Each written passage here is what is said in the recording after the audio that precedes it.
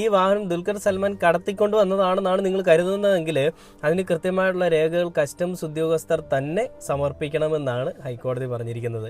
ഇനി എന്ത് ചെയ്യൂടാ മക്കളെ? ഇതാണ് ഞാൻ ആദ്യം പറഞ്ഞേ, അരിയും 3G, മണ്ണെണ്ണയും 3G, ഒരു വർഷത്തെ റേഷനും 3G എന്ന് പറഞ്ഞാൽ മലയാളത്തിൽ 3G എന്നാണ് കേട്ടോ. അപ്പോൾ അതുകൊണ്ട് ഏകദേശം ആ ഒരു തീരുമാനത്തിലേക്ക് എത്തിയിട്ടുണ്ട്. അപ്പം ഇനി എന്താ പരിപാടി? കൃസംഗി കുട്ടാ തേഞ്ഞില്ലടാ മക്കളെ. ഇനി ആരെയാണ് നീക്ക് കൊടുക്കാൻ ശ്രമിക്കുന്നത്? വേടനെ അടിച്ചമർത്താൻ ശ്രമിച്ചതിന് നമ്മുടെ ഹൈക്കോടതിയും കോടതിയും എല്ലാം ഈ നീതിന്യായ വ്യവസ്ഥയെല്ലാം വേണ്ടൊപ്പം നിന്ന്. എന്തുകൊണ്ടാണ്? അത് വേണ്ട മാത്രം തെറ്റല്ല എന്നുള്ളത് മനസ്സിലായതുകൊണ്ട്.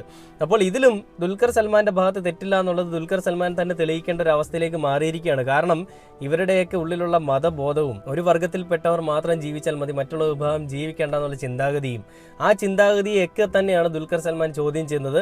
നമ്മൾ പലപ്പോഴും പറഞ്ഞു, എൻ്റെ അച്ഛൻ്റെ പേര് മമ്മൂക്ക എന്നാണെന്നുണ്ടെങ്കിൽ ആ വാഹനം കൊണ്ടുപോയ വാഹനം ആ സ്റ്റേഷന്റെ മുറ്റത്തിട്ടുകൊണ്ട് വെയിലടിപ്പിച്ചും മഴയടിപ്പിച്ചും തുരുമ്പടിപ്പിച്ചും